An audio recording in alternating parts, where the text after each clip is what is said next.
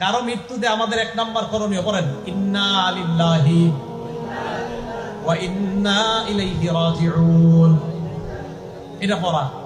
দুই নাম্বার করণীয় বুখারী শরীফের 1284 নাম্বার হাদিস থেকে একটা দোয়া শিখাবো, আজকে থেকে এটা পড়বেন। নবীজির কন্যা মানে নবীজির এক নাতি মারা যায়, মারা যাওয়ার পর মারা যাবে অবস্থা নবীর কন্যা আল্লাহ নবীর কাছে সংবাদ পাঠাইলেন, আব্বা ইন্না ইবনালি কুবিজ, আব্বা আমার ছেলেটা মুমূর্ষ অবস্থায় আছে, মারা যাবে অবস্থা, আব্বা মেহেরবানি করে আমাদের বাসায় একটু আসেন। বুখারীর বর্ণনা। নবীজি জবাব পাঠায়া দিলেন, যাও আমার কন্যাকে সালাম দিবা, সালাম দিয়ে বলবা, পড়েন ইন্না লিল্লাহ, ইন্না টান দিয়ে না, বলেন ইন্না লিল্লাহ মা আখাযা ওয়া লাহু মা আ'তা, আবার ইন্না লিল্লাহ মা আখাযা, যেটা নিয়ে যায় এটাও আল্লাহর, বলেন যেটা রেখে দেয় এটাও আল্লাহ। তো নবীজি শিখিয়ে দিলেন ইন্না লিল্লাহি মা আখাযা, যেটা নিয়ে গেছে আল্লাহ এটাও আল্লাহ, ওয়া লাহু মা আ'তা, যেটা আল্লাহ রেখে দেয় এটাও আল্লাহ।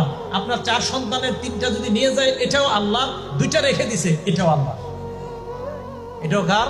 আল্লাহ। ওয়া কুল্লু শাইইন ইনদাহু বিআজালিন মুসাম্মা, আল্লাহর কাছে প্রত্যেকটা জিনিসের একটা নির্ধারিত সময় আছে, ওই সময় আসলে তোমার সন্তান চলে যাবে, এটা আল্লাহর ফয়সালা। তো নবীজি বললেন আমার মেয়েকে বলবা ফাল তাসবির ওয়াল তাহতাসিব, আমার মেয়ে যেন ধৈর্য ধারণ করে এবং সওয়াবের আশা করে। তাহলে কেউ মারা গেলে 1 নাম্বার আমরা ইন্না লিল্লাহি ওয়া ইন্না ইলাইহি রাজিউন পড়া। 2 নাম্বার কেউ মারা গেলে আমরা বলা ইন্না লিল্লাহি মা আখাযা ওয়া লাহু মা আ'তা ওয়া কুল্লু শাইইন ইনদাহু বিআজালিন মুসাম্মা, যদি পারেন আর কি এটা পড়া। তাহলে 9 নম্বরে বর্জনীয় গুলা সব শেষ করি নাই তো। বর্জনীয় 1 নাম্বার ছিল আপনার তাজিয়া মিছিল করা, এই নজরানা পেশ করা, 2 নাম্বার মুরসিয়া, 3 নাম্বার ওই মাতম করা, 4 নাম্বারটা বলি নাই তো। 4 নাম্বার হলো আপনার ওই দিনকে কেন্দ্র করে কোনো মান্নত ইত্যাদি কি করে আল্লাহ জানে, এগুলা করে খিচুড়ি পাকানো, এগুলো আপনার বাসায় পাঠাবে, আপনি খাবেন না।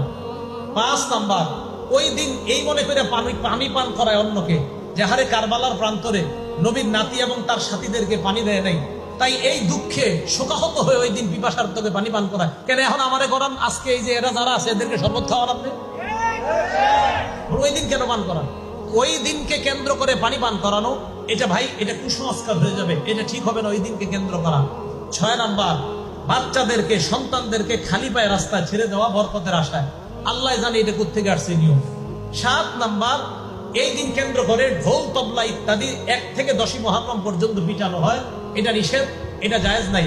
একটা হাদিস মনে রাখবেন সারা জীবন, নাসিরউদ্দিন আলবানী রাহমাতুল্লাহ আলাইহি আনছে হাদিসটা, as-সিলসিলাতুস সহিহা 427 নম্বর হাদিস।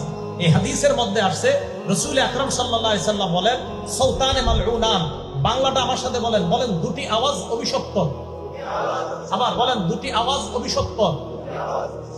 এবার 1 নাম্বার বলি, বাংলাটা পরে বলবেন। 1 নাম্বার সৌতু মিজমারিন ইনদা নি'মা, বলেন কোন খুশিতে বলেন কোন খুশিতে বাদ্যযন্ত্রের আওয়াজ।